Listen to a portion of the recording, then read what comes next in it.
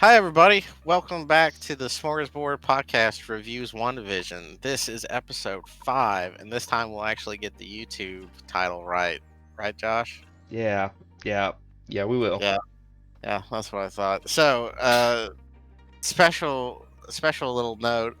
This is a very special episode because we actually have all four of us back again. Because past couple of videos, for one reason or another, all four of us couldn't get together. But we're all here, back together again, like one big happy, silly family. So, as always, I'm Parker. That's Josh and Julia and Chris, and we're gonna talk about WandaVision for a little bit. So, this episode of WandaVision, a nice balance of back to the sitcom stuff and the real world stuff, especially the 80s sitcom feel of this episode, very much in the vein of like Growing Pains and that kind of thing. I think the opening theme that they did was very Growing Pains esque. I don't know if you guys have seen Growing Pains, but it was very similar with like drawing the family and then showing like the baby photos of everybody. I especially loved the baby photos of Vision. Oh my god, I yeah. thought it Yes. was absolutely hilarious. So it kicks off with we're now in the 80s sitcom world, and just to kind of speed through this really quick, Wanda and Vision have the twins. The twins start growing rapidly as they have through the entire show thus far. So they're about 5 years old now. They jump from being babies to being 5 years old. And as you can guess, shenanigans ensue. They find a puppy. They want to keep the puppy. The puppy, unfortunately, doesn't make it to the end of the episode, which was a real shocker. And Shocker. it's the ultimate shocker for me. Shocker. And suddenly the oh gosh, I didn't even realize that I made that pun. Yeah, the dog's name was Sparky, and he's dead. That's unfortunate.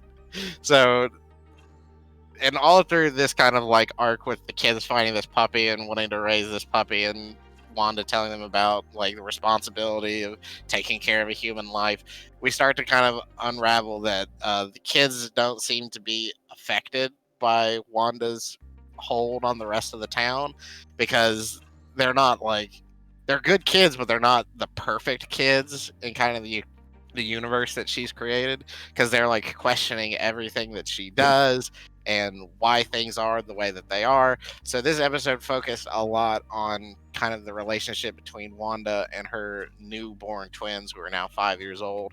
And the episode also kind of focuses on Vision kind of figuring out like something is not right. He's kind of had suspicions all through the show that, things in Westview aren't what they seem. And finally, he kind of breaks the hold and even grabs a hold of one of his coworkers and kind of like wipes his mind of what's going on and gets to like the real person underneath of the facade that Wanda's created, and finds out that something is definitely going on here. So all through the sitcom episode, it starts off as it always has been, but it kind of unravels as the episode progresses. And then on the flip side of things, over in the sword base, they're still monitoring and trying to figure out what's going on. And they eventually come to the conclusion that Wanda's not just kind of making these illusions, but she is full on messing with reality. She's taking real world constructs like your clothes or, your very like being, and altering the very reality of them. Because as when when Captain Rambo went into the city, she was wearing a bulletproof vest, and when she came out, all of her clothes were something like 70% Kevlar. So, big revelation that Wanda's not just messing with people's minds, but she's messing with like the very fabric of reality. And they get the idea that, well, if she's changing things as we send them in, why don't we keep things era appropriate? Because then they won't need to be changed. So the episode kind of climaxes with Sword sending in a drone to kind of keep an eye on Wanda and communicate with her. And this kind of leads to a full on confrontation between Wanda and Sword. So Wanda actually full on leaves Westview and kind of tells Sword, listen, this is my home, this is my family, this is my world. This is the only warning I'm going to give you. And she pretty much just throws down the gauntlet. Like, if you want to come after me, fine, but I'm not pulling punches anymore. I'll do whatever I have to protect everything that I care about. So Wanda books it back inside. Sword is kind of left shaking after a confrontation with probably one of the most powerful enhanced beings in the Marvel Universe right now. And the episode comes to an end with Wanda and Vision kind of arguing with each other over Wanda manipulating the world around her. And the big shocker of the episode is that there's a knock on the door. And when Wanda goes and opens the door, it's none other than her brother, Quicksilver. But it's not the Quicksilver from the Marvel Universe. It's Evan Peters' Quicksilver from the X-Men franchise. So probably the biggest cliffhanger so far in the show to leave everybody with speculations out the wazoo, because it's pretty much a hard cut after that. Like, Evan Peters shows up, he's talking with a really funny, was kind of like a New Yorker kind of accent, like, "Hey, it's your long lost brother. Like, where's the hug for your brother?" And it's like, it's so yeah, exactly. He's very much the Fonz, and it was so funny and so jarring, and then they just cut the episode right there to leave you to speculate for the next week's episode. So overall, this episode was really awesome, especially the big reveal of Evan Peters showing up. I'm sure there are thousands of thoughts running through everybody's mind, but I know Chris in particular has a lot that he wants to talk about for this episode. So I'm going to go ahead and throw things over to Chris. Yeah, so very jammed-packed episode, and a lot of mysteries and speculating that they allow us to do off of this episode. First, to kind of go back to the beginning of the episode, was we see when Agnes comes over to kind of help with the newborn babies.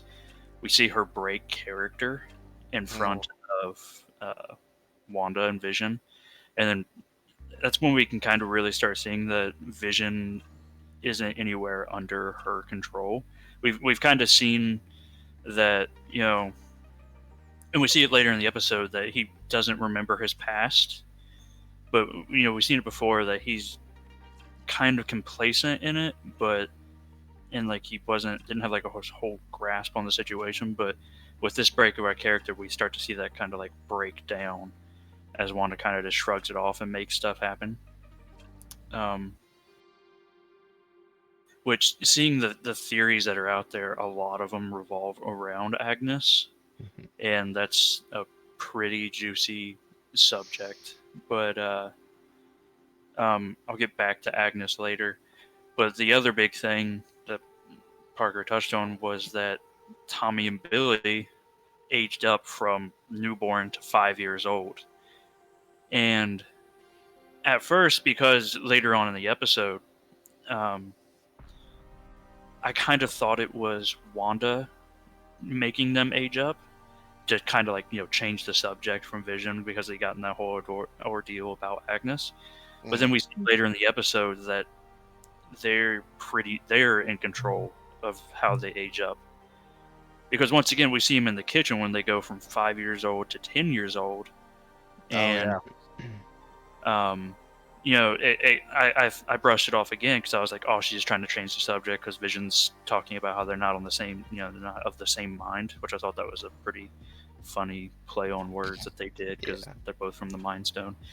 But so I thought it was Wanda just doing it again, aging them up to kind of throw off the conversation. But then later in the episode, when they try to age again, Wanda stops them, and she's like, "No, don't do it." So it obviously throws it out there that she's not the one in control of this. Yeah, it's definitely interesting, because it makes you wonder if, they'll muddy the water a little bit with the kind of powers that Tommy and Billy have. Because, if Wanda has the ability at this point to kind of rewrite reality, who's to say that her children don't also possess that ability to some degree, which could be why they're jumping in age? Because it seems like every time they're faced with a new issue that, in a normal person's life, they would just have to try and like figure out a way to deal with it. They just skip ahead so they don't have to, because the babies were like constantly crying.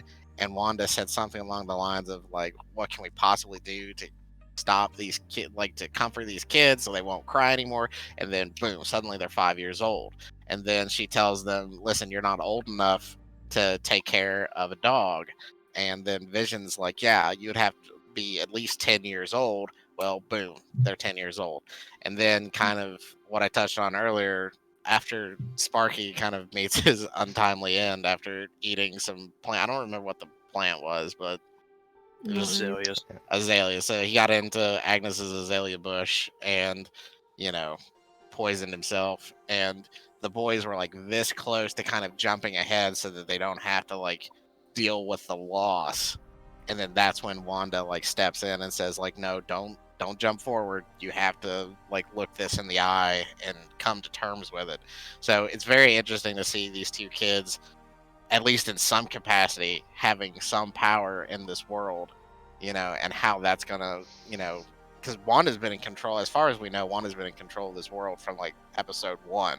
So now we're introducing two entities who can also control the world around them, at least to some degree.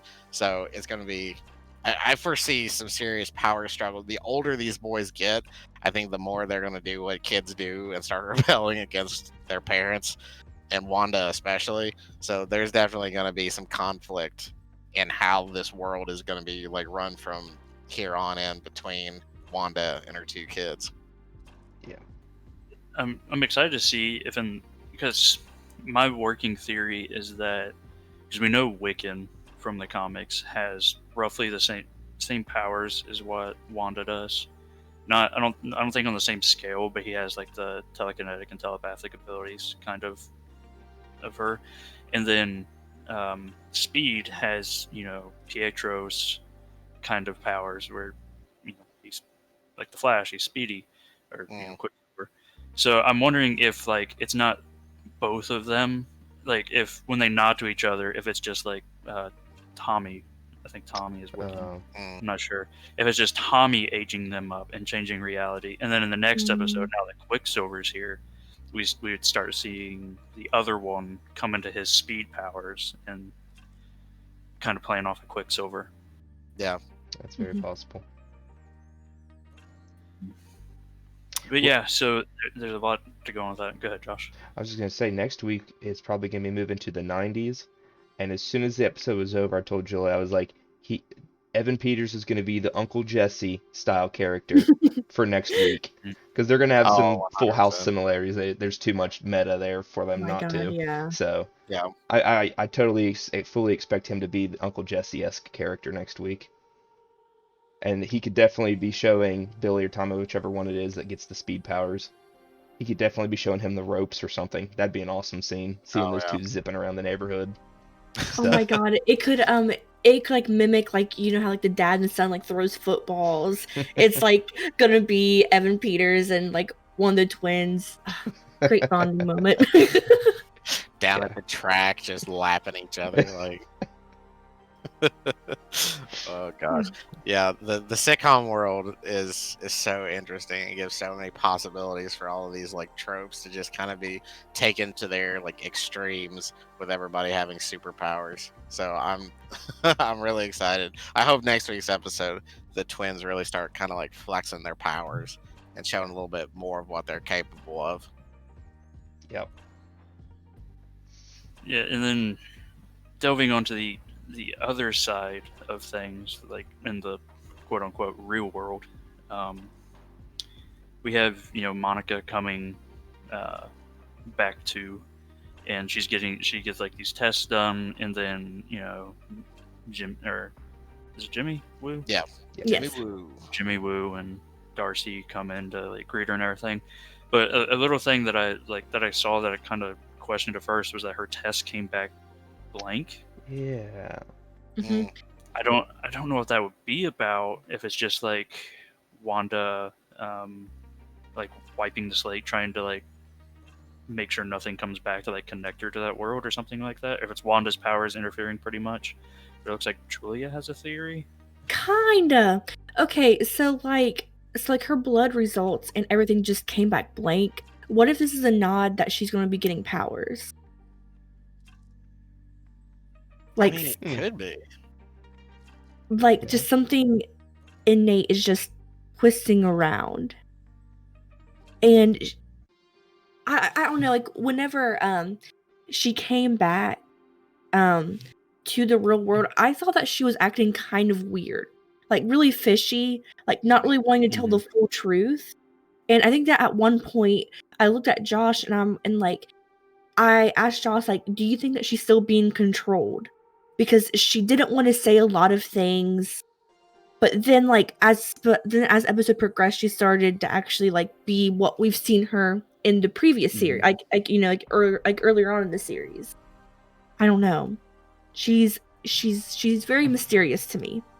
Yeah, because it seems like she's really in the camp of like Wanda's not the enemy, even though Wanda's the one who's controlling things. And it's weird that like she especially would be saying that, seeing as she was in the town, she was under Wanda's control, she knows what was going on inside her head, because she even mentioned like Wanda kind of like it was almost like torture, like her being controlled. And then after getting set free, essentially, she's now just trying her best to help Wanda, you know, and try and resolve the situation peacefully.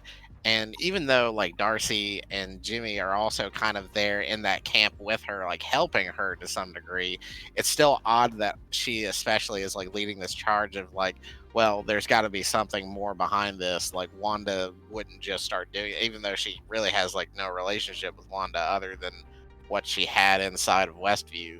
So it is very odd that Captain Rambeau is being so helpful, I guess, to Wanda, you know, like because she knows what's going on in there. So like, why is she is there? There's got to be something else to it, because I just don't accept the fact that like, oh, she's the good guy, so she has to help the other good guy. Like, no, there's got to be more to it than just that. Yeah, and then like I also wonder if Wanda's not really the one that's like, yeah, she's the one that's manipulating reality, but is she the one pulling all the string? Yeah. I have to question if there's somebody above her, like kind of doing a more controlling, but Wanda's in the middle somewhere to where she may have had the first thought. And of course, I'm sure that we're going to get to this, like her stealing Vision's body and just her being like the beginning, but then something else happens, because I think that she mentions that she doesn't know how the hex began. Yeah. So yeah, later in the episode. Yeah. So I don't know where this falls in your talking points, Chris, but I think it's probably a good time to talk about it now since Julia brought it up. But kind of in the real world, they have like a mission briefing where they're kind of like running down all of the information that they've got from Captain Rambeau up to this point, and the director of SWORD full on reveals that, you know, this was classified information, but we're now declassifying it because of the situation that's going on. And as Julia said, we find out that somehow Wanda finds out that SWORD has Vision's body, and she just goes in there, you know, flinging doors open, pushing people out of the way, and goes and takes Vision's body, and then presumably immediately goes to Westview and commences all of this stuff that's happening now.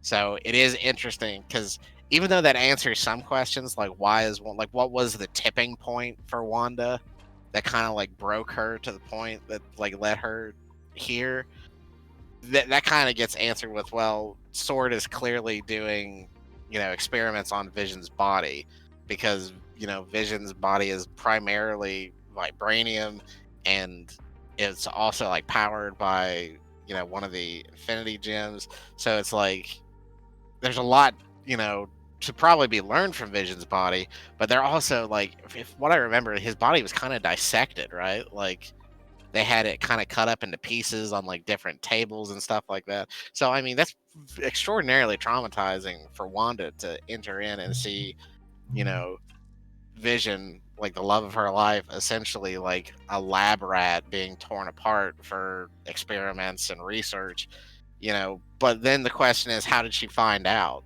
that that's where the body was? So I think that Mhm. kind of lends to what Julia said about, Wanda might kind of be the middleman at this point, kind of setting all this into motion. But there could be like somebody above her that's kind of like pulling the strings a little bit, that kind of maybe pass that information along to her, like, hey, you ever wonder what happened to Vision's body? Like, so that, yeah, it's hard for me to believe, and I think I said this last week, that it's hard for me to believe that Wanda just did this on a whim, and that there's not some greater evil out there that's kind of manipulating her. And I think hopefully I don't think it'll probably be revealed next week's episode, but I think at least in maybe the penultimate episode of the season, they should maybe if there is a bigger bad out there, I think that would probably be a good time to kind of at least reveal that. Mhm. That was indeed one of my talking points. Oh, sorry. No, it's fine. I definitely think there's something going on with Director Hayward, but that may also just be them trying to plant that to making you think that kind of Yeah. thing. Mhm. Because she had to find out that, because he quotes, it was a top secret it was a top secret location that she wouldn't have known about, so somebody had to tip her off. So they automatically make you think that it's someone from within Sword that tipped her off that has that information. Yeah.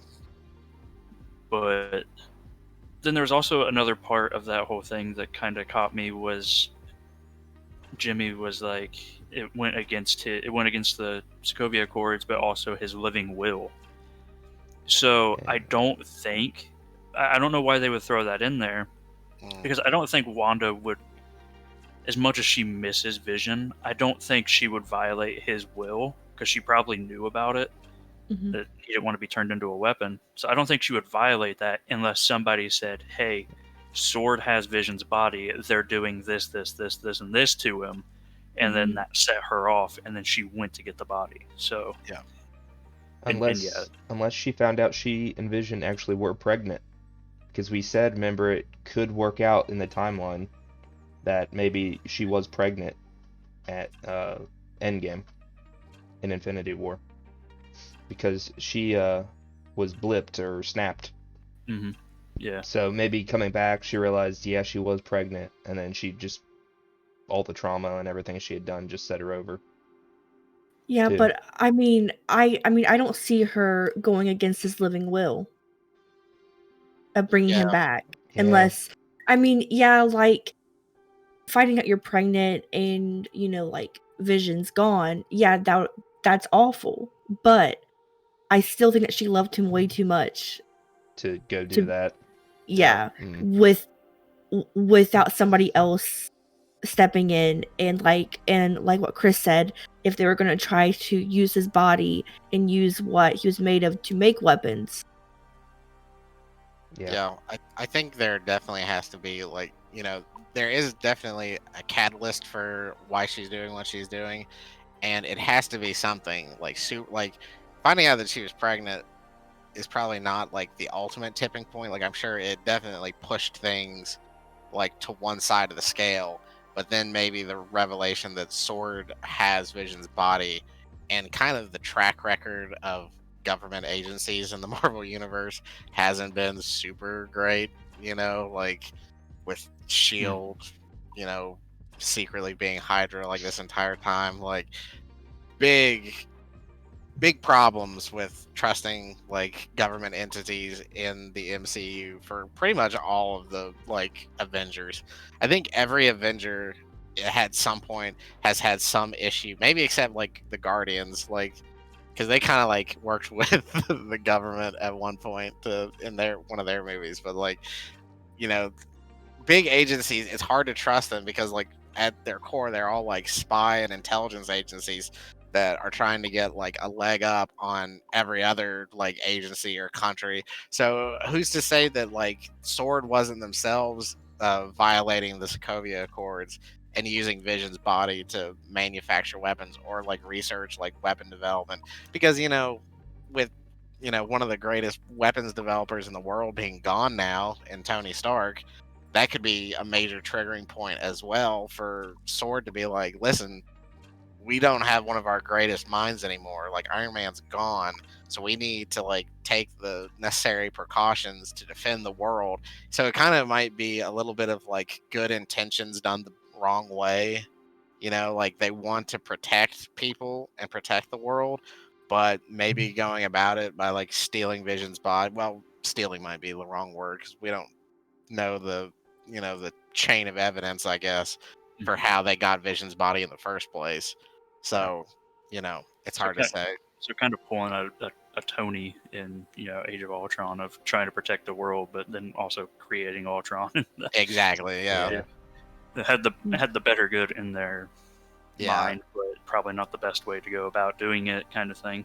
Yeah, absolutely. And I have a hard time trusting the director just because of like there seems to be this trope in like just movies and cinema in general where it's like you establish the guy who's in charge, right? And then how he got his job is maybe under some like shady circumstances, because the director of Sword got his position after Captain Rambo's mother passed away, and he even said something to her in like the first episode that he was in, something along the lines of like, I know that my ascension to like the directorship is a little like suspicious or whatever, and she says something along the lines of like, no, she would want you to be in charge, yada yada yada. Like all of that information just feels like it's setting up for like somebody's gonna get stabbed in the back, like why bring that up? Why say like, okay, maybe like not everybody was in agreement with this guy being put in a position of power, but like the main character or one of the main characters trusts him. Like it's just so many red flags of don't trust this guy. Like I get the same feeling from like the director in Winter Soldier of Shield. There were so many red flags that he was gonna like turn on everybody, because Nick Fury supposedly gets killed and he's going to Cap and like giving him the like third degree, like Nick Fury was my friend and like now he's dead and he was at your apartment. And it's like so many things getting tossed up in the air that it's like you gotta have ulterior motives here, man. Like how could you not? So I think the director of Sword, especially with kind of the way he's carried himself thus far, especially in like that mission briefing, like bringing up stuff like the incident in Lagos where Wanda, was inadvertently the cause of some civilian casualties, and kind of bringing up her past is like, well, she fought the Avengers. She's responsible for these deaths. She went against the Sokovia Accord. Like, he's really trying to paint her as a bad person, despite her track record of helping, the world on several occasions and being an Avenger herself and earning the trust of people like Tony and Cap, So he's just, I'm keeping an eye on the old Sword director, because I'm just waiting for the other shoe to drop and for him to stab somebody in the back. Well, heck, he was willing to go from 1 to 10 really quick and send in a drone and just kill him. Blow her up, yeah. He wasn't willing to negotiate or try and settle this calmly. He which went straight to 10. Yeah, which furthers, because I mean, they were trying to. Captain Rambo was trying her best to like, when she sent the drone in, her whole goal was to talk Wanda down and get her to come out and have a conversation about what's going on and try and get a better idea of the world. And I think the only thing, like, Wanda just like kind of started like priming her powers in a way, like her eyes started to like kind of start glowing, and maybe like she started kind of doing like the whole like magic hands thing. And then just immediately he's just like, take the shot. And then it's just like why would you do that? Like, and not only that, but like her kids were like standing right behind her, so he's getting, and it wasn't just like a single bullet. Like, he straight up says like the missile was precautionary. It's like, you were gonna launch a missile at a mother of two, like with her kids standing directly behind her. Like there is some shady stuff going on with him, and it's starting to kind of like seep through the cracks. And I think sooner rather than later, he's just gonna go like full on, like we're just gonna nuke Westview, and the casualties are gonna be like what they are. They're just collateral damage at this point. So yeah, it's like I said, it's hard to trust the government organizations in the MCU just because they usually turn on the heroes at some point. So Sword probably no different.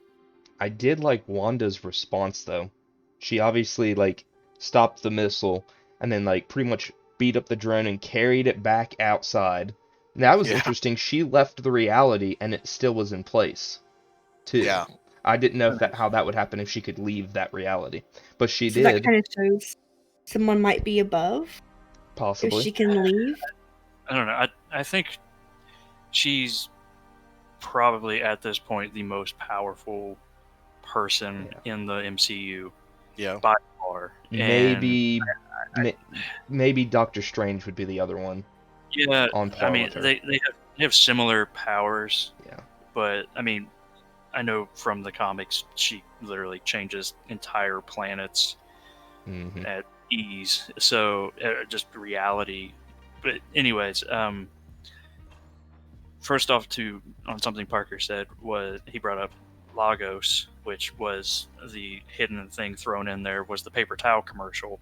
Yeah. It was the brand of paper towels was Lagos, so it went back to that mission from Captain America: Civil War, where they're so just a little throw to the. Go ahead. So do you think that it was paper towels because it was cleaning up a mess? Yeah, that's what I gathered. Because that was kind of like the catalyst, so that like started causing the Sokovia Accords and everything. And it was like red wood that they were cleaning up too, and like yeah. So like, not the so blood. Like she feels the blood on her hands. Like that's a great parallel. Yeah. And then going to like kind of what Josh touched on was her coming out of the reality, throwing the drone at his feet, and then basically, saying, "Stay out of my reality, stay out of my home." Yeah. So I do believe that what we're seeing in Westview is all Wanda. Like, just not that there's not somebody higher up pulling the strings, but that the power that is enveloping this area is just her power being like fully drawn out for whatever reason. Yeah. But a thing that I don't know if anybody else noticed it, or I'm just dumb for not noticing it earlier. Until that scene, I really didn't realize that her accent was gone the whole time. Yeah. Same. I kind of wondered about that too. Yeah, she came out, and when she was talking, you could hear her Sokovian accent back again. But then as soon as she goes right back in, she just goes straight to just, typical American mom from, a sitcom or whatever.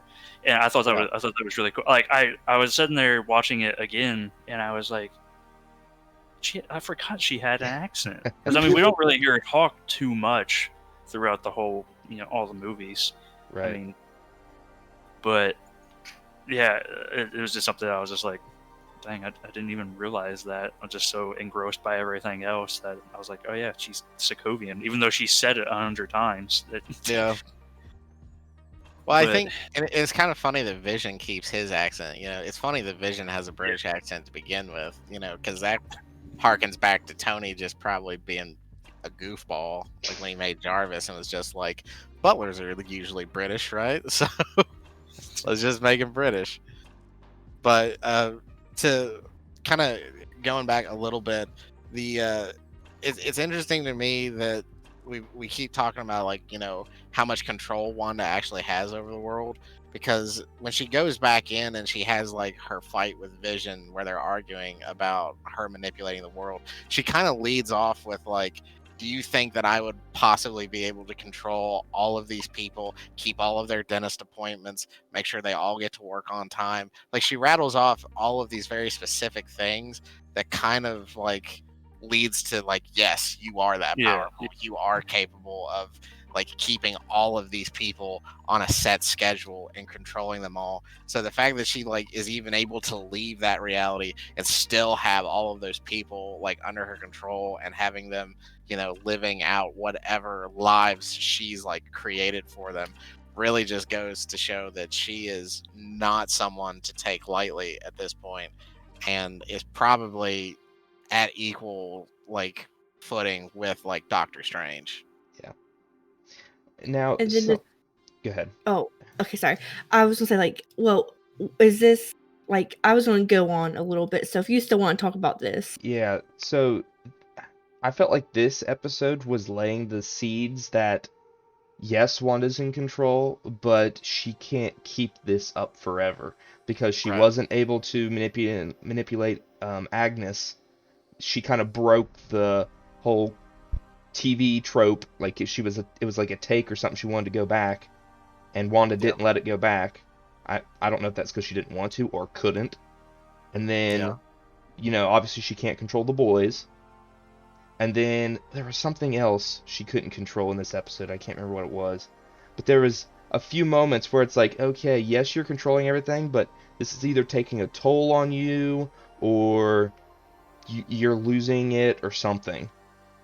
Yeah. So. yeah, or like going off of what you said, or you could even see it as those people are like more superhero-ish and she can't control them, such like Vision. Like if she was truly controlling Vision wouldn't be questioning everything.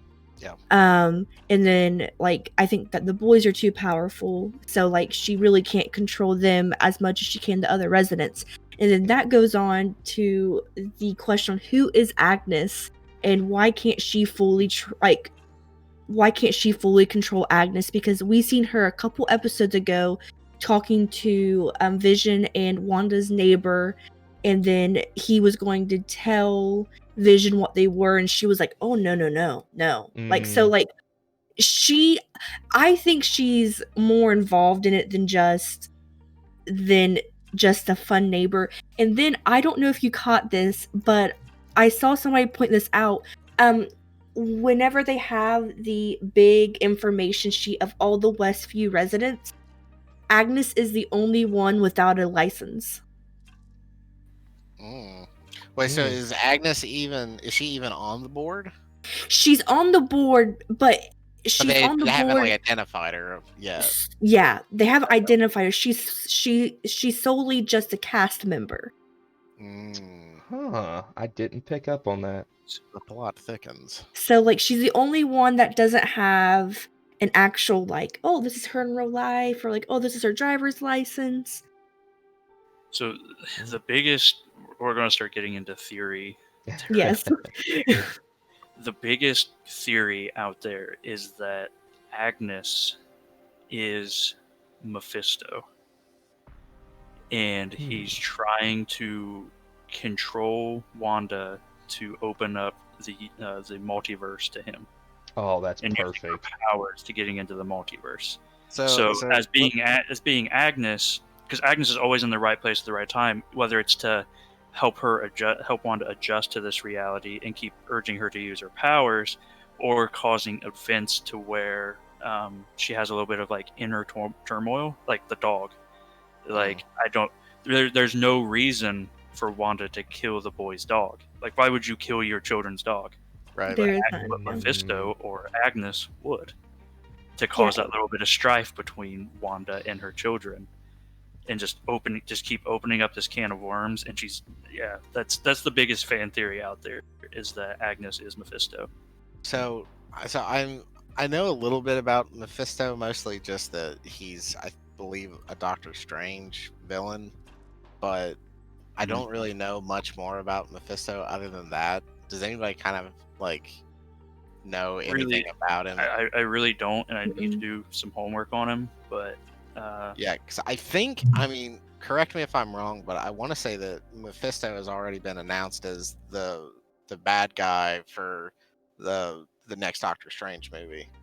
Oh, I want to say, I think that they announced who the villain was going to be for that movie, because I know I've heard the name brought up before in Mm-hmm. the Marvel Cinematic Universe. So I want to say that's, it's totally just me speculating, but because fans are bringing it up and saying that like, oh, Mephisto probably has something to do with this, then it feels like that name's probably been tossed around a bit already in like the scope of the Marvel universe.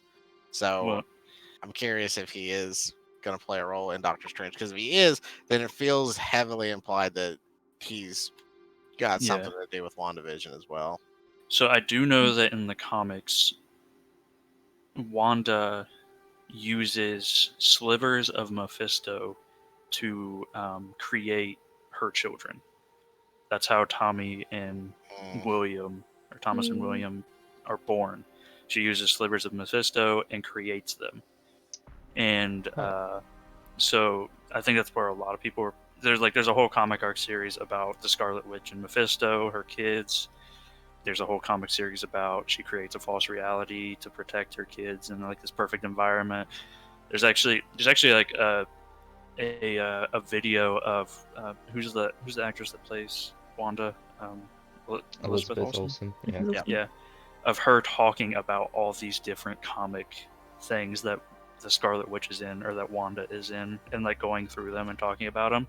But this is like years before WandaVision like was ever announced, kind of thing. I think this was back like Age of Ultron, whenever her character was first introduced. She was talking about like she read through the comics and everything.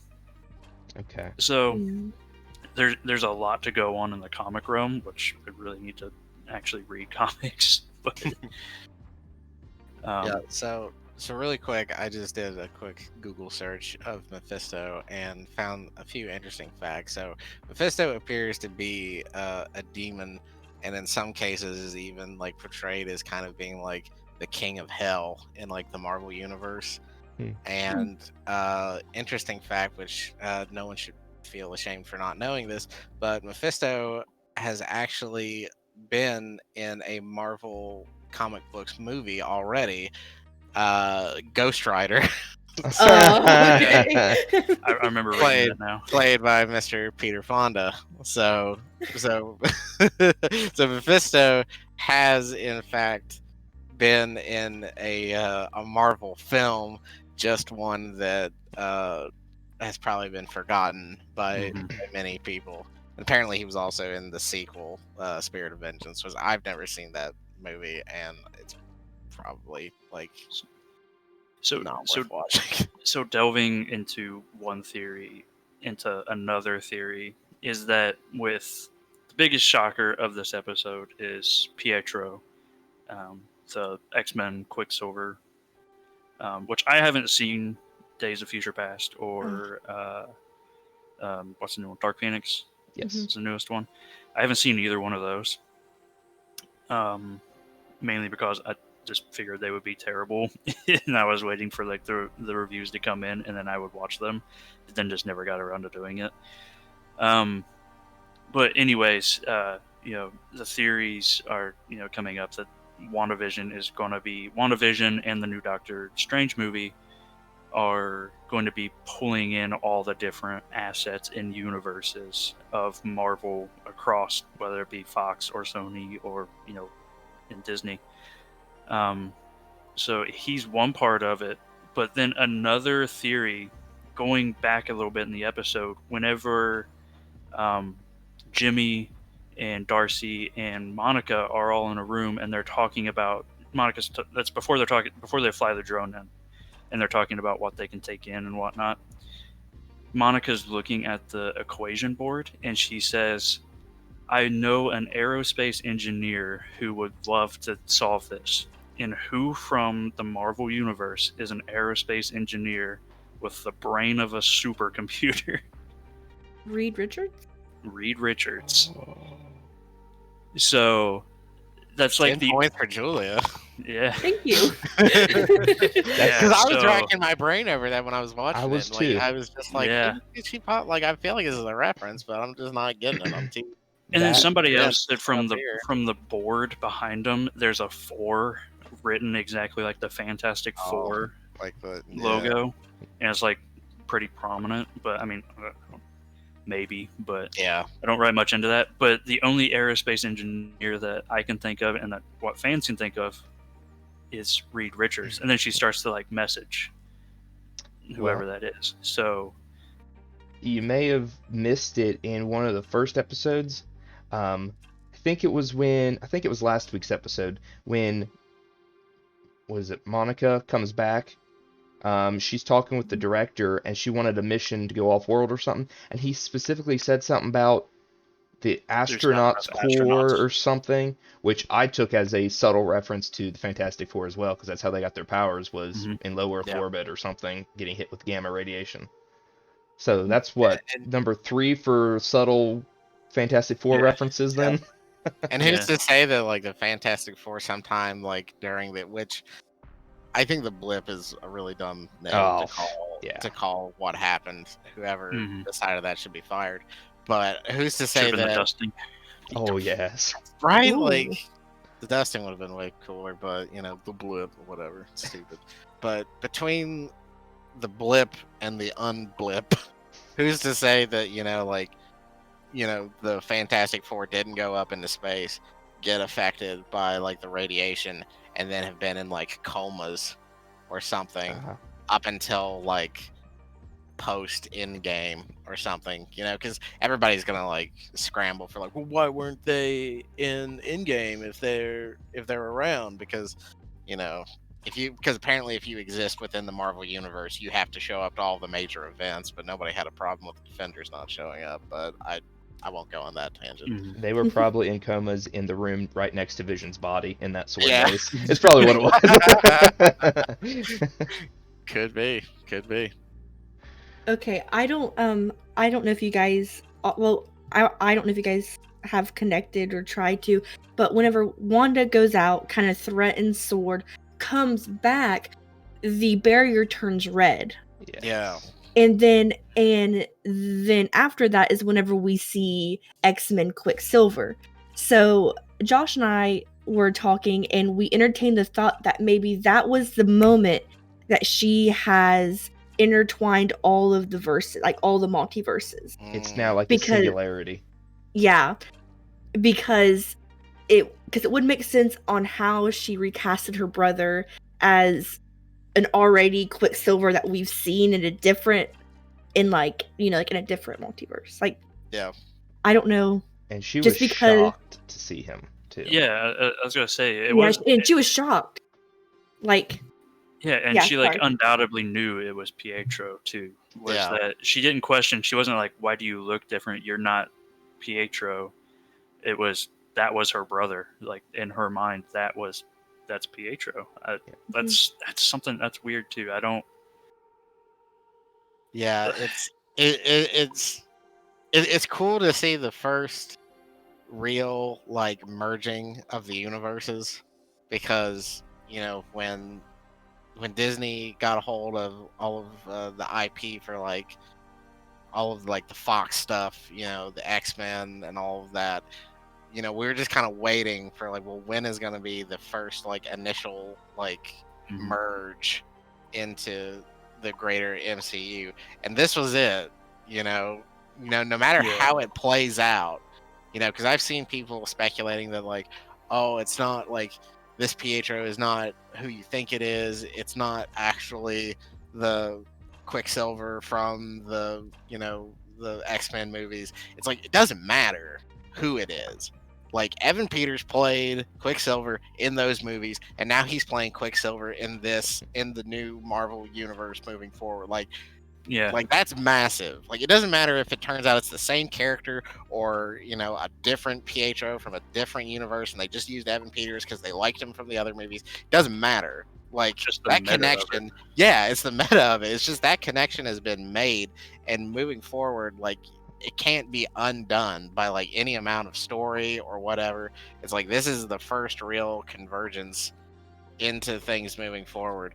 And, you know, I don't want to see too much of it. Like, you know, too much of a good thing could be bad, but like his just appearance is like, it's got me rambling now. Like, it's such a cool thing to see and it's really exciting. And next week's episode couldn't come fast enough for me because I Yeah. need to know more about this Pietro. Like I got to. Yeah, I just don't. I can't get I can't lay a finger on why all of a sudden he shows up and she's okay with it. Yeah, Like being in control of this whole place, she didn't will him in here. He just showed up, or so it seems. Mhm. Yeah. And I can't place my finger on it. Why he would all of a sudden be there, unless it was like Mephisto or whoever the big bad guy is, just placing him there. yeah, Once all of that like converged, kind of thing. yeah. Because it kind of goes back to your point earlier about keeping her on the right path. Like keeping her using Yeah. her powers, keeping her like, on like this path that he wants in order to open up the multiverse.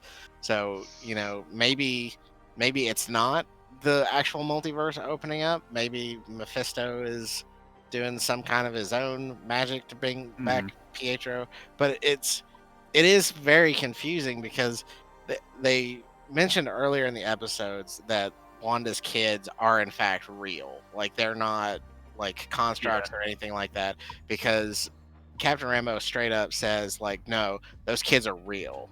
Like she actually gave birth to twins. They are not like figments of your imagination or an illusion or anything like that. Like these are real kids. So we know for a fact that Wanda or whatever out there just can't like, pop something up and then it's like, oh, like here's just, magic, here's the thing. There has to be like a rhyme and a reason to it, because even Vision, this episode even confirmed that Vision that's walking around Westview is Vision's corpse, essentially, that Wanda stole from the sword base. So, so this Quicksilver, he's got to be real in some capacity, right? Yeah. Which, So, speaking of, the last thing I want to say about Quicksilver is at the very end of the episode, and I don't know if this means anything or if it's just a quick little snip that he was, because of like pops, but he called Vision a popsicle. He said, "Who's the popsicle?" And then it cut. And I don't know why, but whenever I heard that the second time, I was like, is he seeing the real Vision? Like is he seeing the blue Vision? Cold blue Vision, like a popsicle kind of thing. could be. Like I didn't know if that was like a sly little thing that they put in right at the end of it, but I was like, why did he call him a popsicle? I don't know if that's like that was like some slang in the 80s or whatever, or maybe it's just because he's purple, like yeah, like because he's colored funny, like he's got a very distinct, yeah, because he would have been like red. He was red at that time, so it may have been because he was like looked like a rocket pop or whatever that they were called. But yeah, I don't know. I that was like the first thing that came to my mind when I heard it. Yeah. The last thing that I want to say about Quicksilver is, which we mentioned it earlier, how he showed up and he was kind of like very Fonzie-esque. And how we're hoping that next week's episode, he's kind of like the Uncle Jesse of like Full House. It's kind of funny that Uncle Jesse was from Greece, and Uncle Pietro is from Sokovia. So it's like, I don't know. I think the comparisons there are really funny, and I really hope that they don't like drop the ball on that, and then they just go like full Stamos with him next week.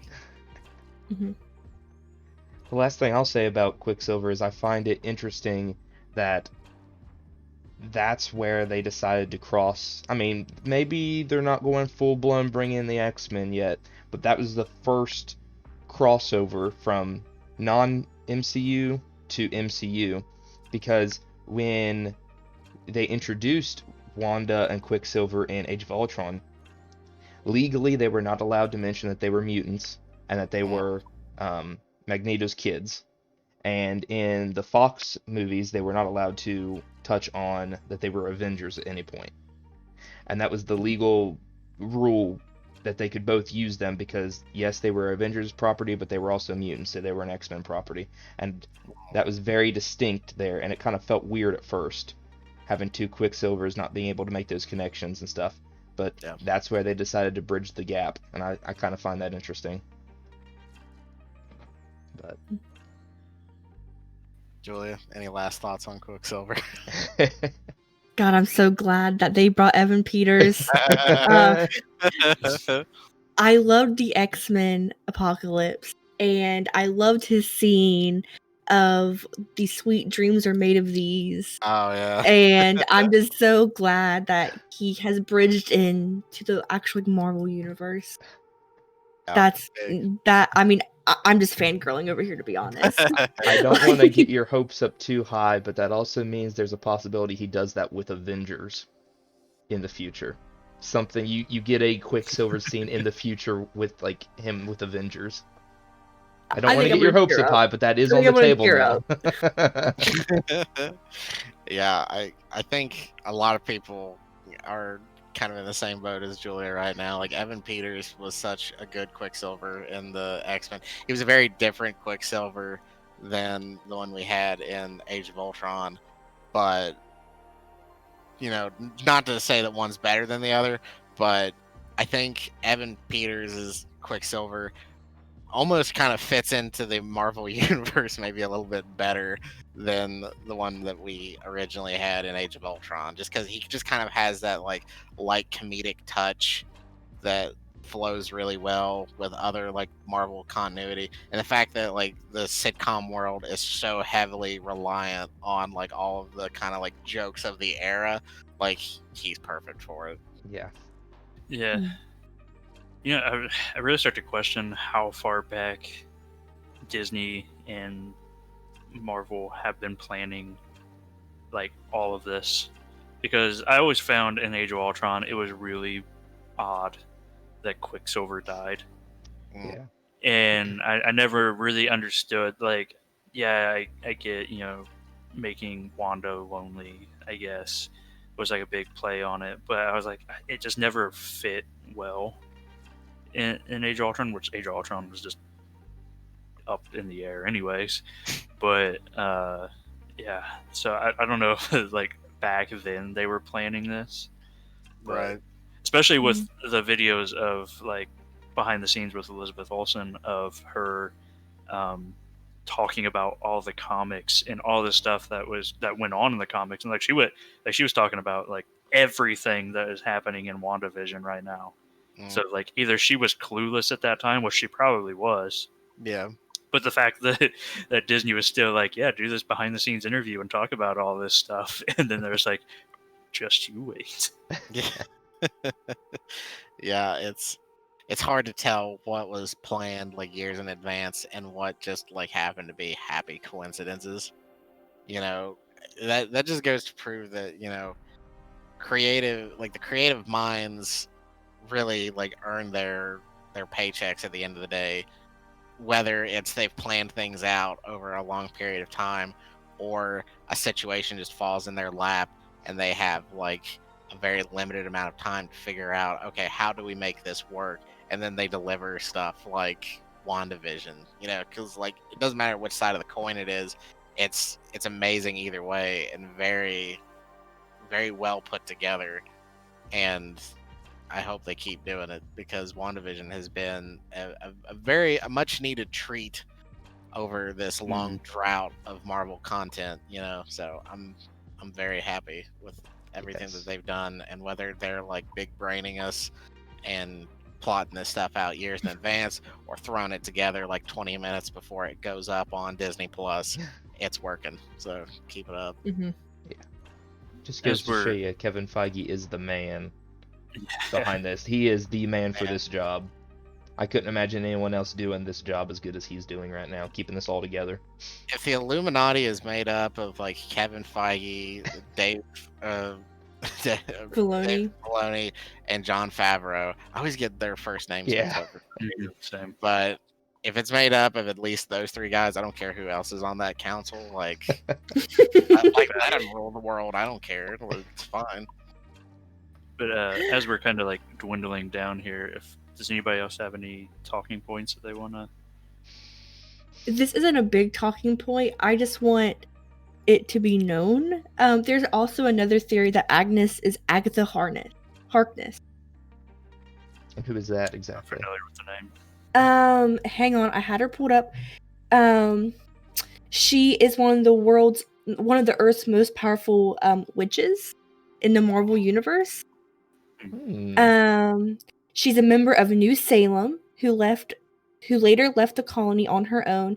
She became a governess tutoring children in need, though she eventually retired, and she was actually in Fantastic Four within their universe.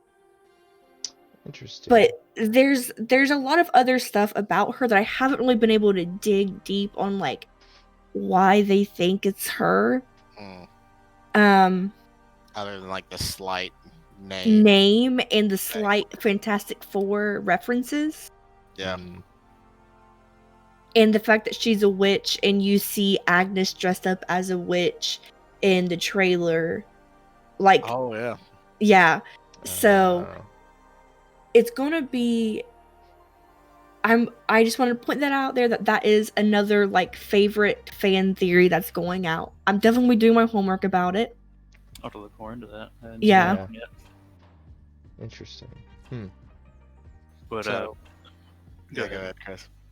I was gonna say my winding down kind of question here is just as a prediction, who do you think is pulling the strings? Because as we've all said, we don't think it's just Wanda doing this. Whether there's somebody above her that's kind of influencing her, and who do you guys think it is?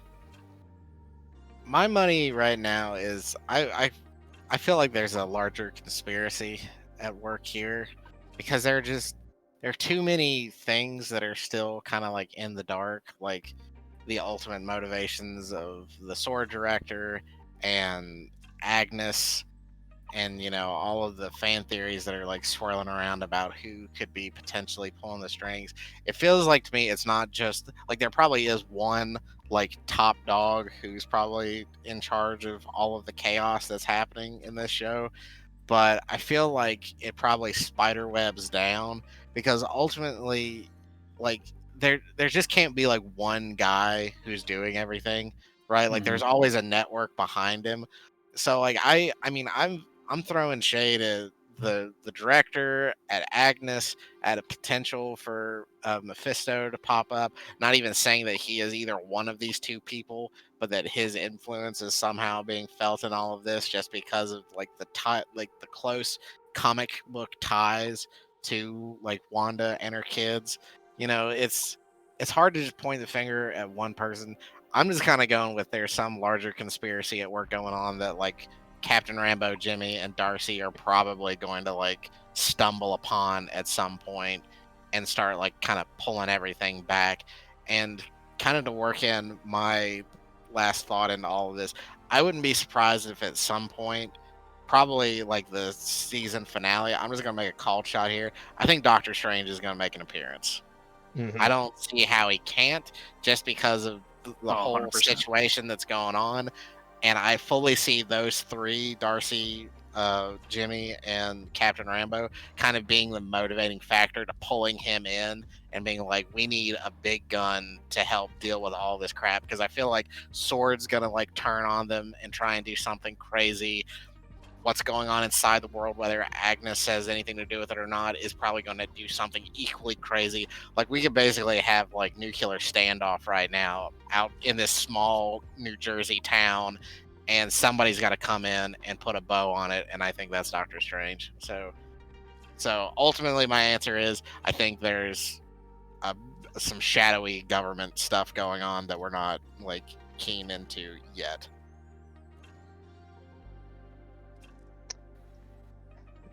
As much as there is a lot of evidence to suggest there's someone behind the scenes pulling it, I honestly think this is still all Wanda. I don't know what that catalyst was to set her off to do this. And maybe you guys are right, it was someone who pushed her over the edge or something. But I don't think someone's controlling Wanda. Someone may have pushed her to set this off, but I think this was all Wanda, Westview, trying to control it. I don't think someone is controlling her. I really don't.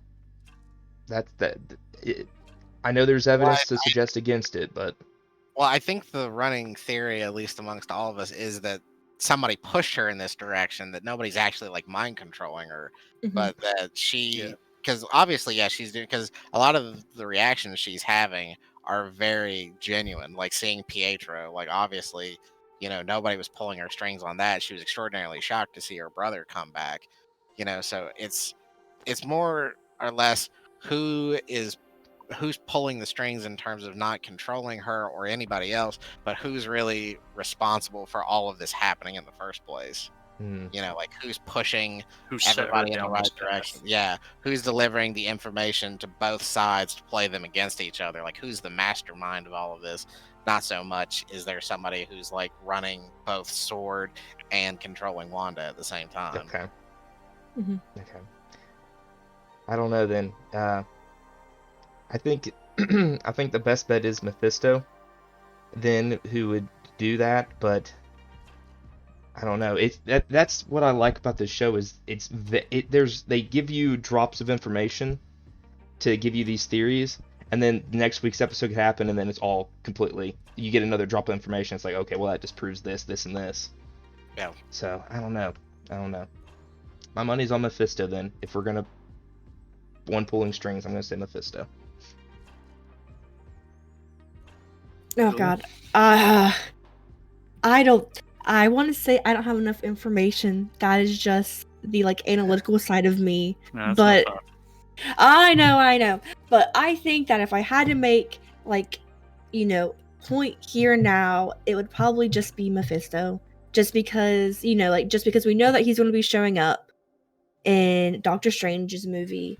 Like, this would be a perfect introduction for him. Allegedly. Yeah, Oh, allegedly. yeah. Allegedly, Yeah, I don't sorry. know that. I don't know that for certain. I'm just thinking that's what's gonna happen. Yeah. Sorry. Allegedly. Like, this would be a perfect introduction to it just because this is going to be a new phase of, of everything.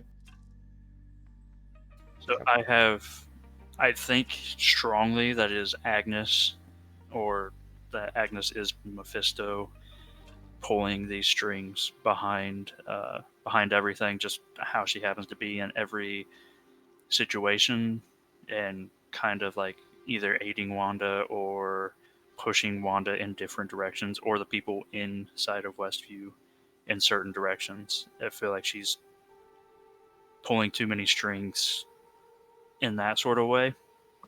But I'm calling it here because I after I watched it right before this podcast, the dark horse in my own theory, it's the mailman is Mephisto. Okay. There is no reason for him to show up in the scenes that he has showed up in. He showed up in like 2 or 3 scenes now. And in this most recent episode, it's right before they find the dog and they're looking for the dog. And he's like, "Oh, don't worry, Chance. I'm sure he'll show up." And then he shows up dead. And he says something about Don't worry, your mom will. Your mom wouldn't let Yeah. that happen. yeah. It's the freaking mailman. I'm calling it now on episode 5. Lock me in. Oh gosh, I was He's just too sus for his own good. I was just racking my brain about some potential things, but I think you just blew mine completely out of the water. I'm not even sure I want to The bring mine mailman. up now, because one major thing, because we've talked about Doctor Strange quite a bit, and one kind of like hanging thing that we haven't talked about is Baron Mordo, who Mhm. was like Doctor Strange's friend in the first movie, but kind of like turned his back on him after after Doctor Strange like decided, maybe the old ways of like handling magic aren't the right ways of doing it, and Baron Mordo is just like, the bill comes due eventually, and walks off. So I wonder if he will play some part in this, just kind of like, as Chris kind of said, like the dark horse of, not being expected and then just popping up and be like, oh man, who would have saw that coming? So, but God, I hope Mm. that Mephisto's the mailman now. Because if he's not, I'm gonna be It's so going to be him. I hope you're Love right it. and I'm wrong because because the mailman being the devil is way cooler than like a potential side villain in Baron Mordo popping up and just being like, it was me all along. Hee hee. Like, no, I don't want that now. Now I want the mailman from hell to be the bad guy. Hell. That's what I want. All right. Huh. Any final thoughts from anyone? No. We all good? We want to wrap Think so. this up? Let's do it. All right, we're going to put a bow on this one, ladies and gentlemen. Thanks for tuning in. As always, like, share, and subscribe because that's what you do on YouTube. We'll see you next week with another review. Have a good day. Goodbye. Bye. Later.